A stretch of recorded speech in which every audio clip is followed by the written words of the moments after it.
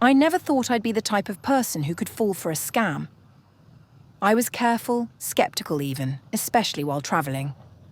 But when I met Niran in that crowded Bangkok market, everything I thought I knew about myself began to unravel.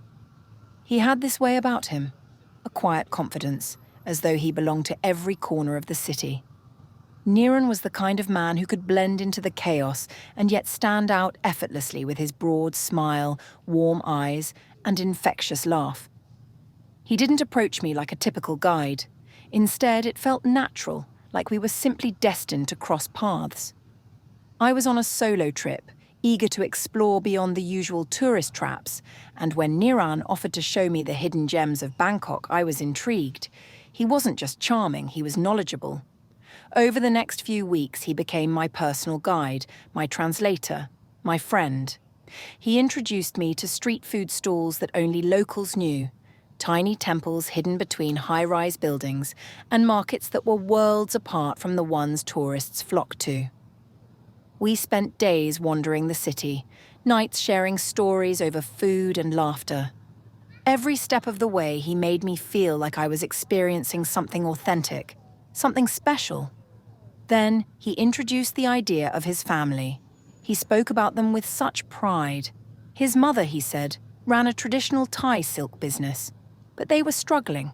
They were artisans, crafting silk in the old ways, refusing to bow to modern mass production methods. He made it sound noble, like they were fighting a battle to preserve their heritage. He never asked for anything, not at first. It was subtle. Over time, the stories about the family's struggles grew more frequent. He didn't ask for my help, but he hinted that maybe I could be part of the solution.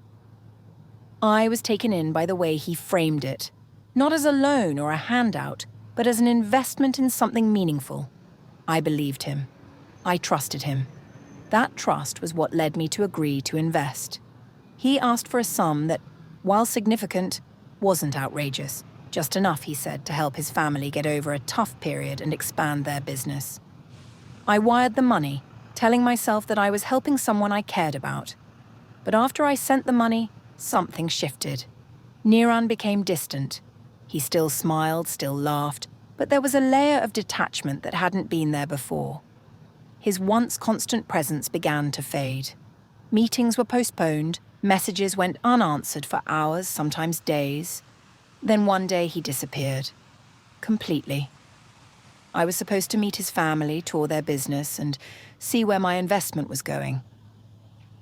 I arrived at the address he'd given me, a dilapidated building on the outskirts of town. There was no sign of a silk business, no sign of his family, nothing but a crumbling facade and locked doors. My heart pounded as I tried calling him, my chest tightening with each unanswered ring. My texts went unread. Panic set in. I searched for him, retracing our steps to every place we had visited together, asking locals if they had seen him. They shook their heads, confused or worse, looked at me with pity. It was then that the full weight of the truth hit me. I had been conned. Niran was gone, and so was my money. I felt sick replaying every moment we'd shared, searching for the signs I had missed, the red flags I had ignored. How could I have been so blind? Desperate for answers, I began digging deeper. I found a few other tourists in forums who had met men just like Niran, charismatic locals who offered to show them the real Bangkok, who spoke of struggling families, and who vanished the moment money exchanged hands. It became clear that this wasn't an isolated incident. It was a well-rehearsed performance, a scam fine-tuned by a man who knew exactly how to manipulate emotions, who preyed on trust and vulnerability. But the final blow came a few days later, when I decided to do some digging online. On a hunch, I searched for Niran's name, and there he was, dozens of posts warning about a charming man who lured tourists into investing in fake businesses, spinning stories about his family before disappearing into thin air. His name wasn't even Niran. He had been playing a role, one he had perfected over years of cons. I felt sick, angry, humiliated.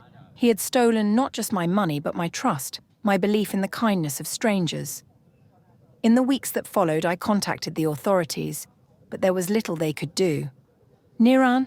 or whatever his real name was, had no traceable identity, no permanent address. He was a ghost, slipping through the cracks of the city, always one step ahead. I never got my money back. The authorities told me he had likely conned countless others, and that these scams were nearly impossible to trace. But more than the money, it was the betrayal that stung the most. The realization that I had been nothing more than a mark in a long line of victims. I wasn't special. I wasn't unique. I was just another tourist who fell for his story. Looking back, I wish I had seen the signs. Wish I had been more cautious. But the truth is, when someone is as practiced as Niran was, they make it almost impossible to see the cracks in the facade until it's too late. So, here's my warning to you. Don't let your guard down, even when the city feels like home, even when the people seem genuine. Because sometimes, the biggest betrayals come wrapped in the most beautiful lies.